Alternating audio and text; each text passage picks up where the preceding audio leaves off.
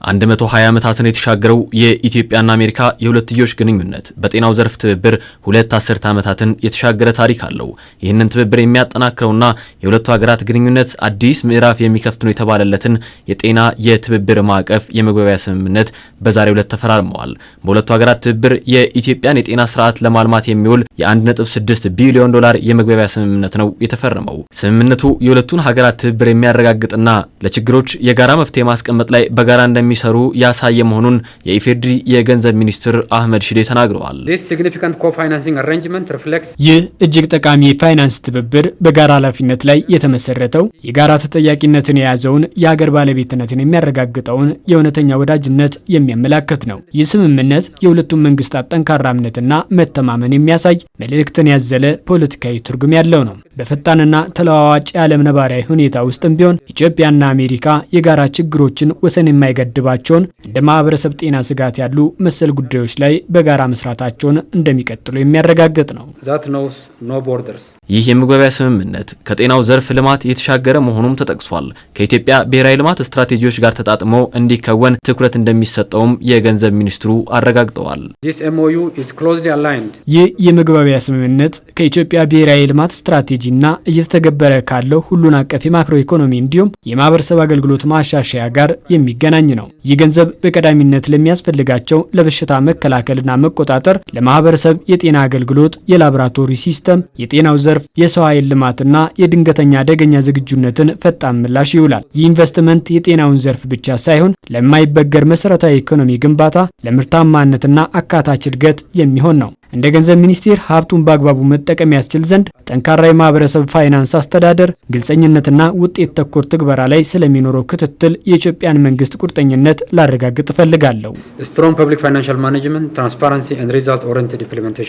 አሜሪካ ከኢትዮጵያ ጋር ያላት ያለፉት ሁለት አስርተ ዓመታት የጤና ትብብር ይበልጥ ያጠናከረችበት ስምምነት መሆኑን በኢትዮጵያ የአሜሪካ አምባሳደር ሄርቪን ማሲንጋ በስምምነቱ ላይ አንስተዋል። በተለያዩ ዘርፎች ውጤት እንዲመጣ የሚኖረውን ፋይዳም አስረድተዋል።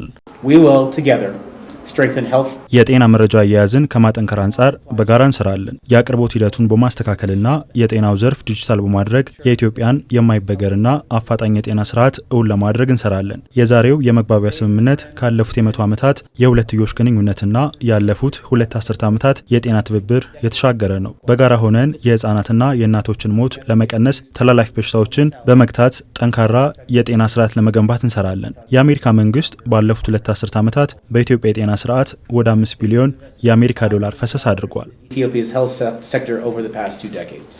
ስምምነቱ መንግስት በጤናው ዘርፍ ኢንቨስትመንት ላይ ላለው ቁርጠኝነት ማሳያ ሆኖም ቀርቧል። አዲሱ የጤና የትብብር ማዕቀፍ ውጤታማ እንዲሆንም ያልተቋረጠ ክትትል እንደሚኖረው በኢትዮጵያ የአሜሪካ አምባሳደር ኤርቪን ማሲንጋ አመላክተዋል። የዛሬው የመግባቢያ ስምምነት ደግሞ በሌሎች 5 ዓመታት አዲስ ምዕራፍ የሚከፍት ነው። በጋራ ኃላፊነት፣ ተጠያቂነትና የጠራ መረዳት ላይ በመመስረት ኢትዮጵያ ሀብቱን በማንቀሳቀስ የጤና አገልግሎትን በማረጋገጥ መጪውን ጊዜ ለቀጣዩ ትውልድ ታቃናለች። የኢትዮጵያ መንግስት የጤና ኢንቨስትመንት እንዲጨምር ያሳየው ቁርጠኝነት ወሳኙ ሀብት ህዝብ መሆኑን የተረዳ ነው። የአዲሱን ምዕራፍ ጥምረት በሂደት የምናሳድገው ይሆናል። እስከ መጨረሻ ውጤት ድረስ የኢትዮጵያን የጤና ትብብር ለሁለቱም ሀገራት የሚጠቅም እንዲሆን እንጥራለን። በጠንካራ የጤና ስርዓት ግንባታ ላይ ኢትዮጵያ የጀመረቻቸው ውጥኖች እንዲሳኩ ስምምነቱ አጋዥ መሆኑን የጤና ሚኒስትር ዶክተር መቅደስ ዳባ አብራርተዋል። በዘላቂነት የጤና ስርዓቱን ለመገንባት በተለያዩ ዘርፎች ላይ ልማቱ ይተገበራል።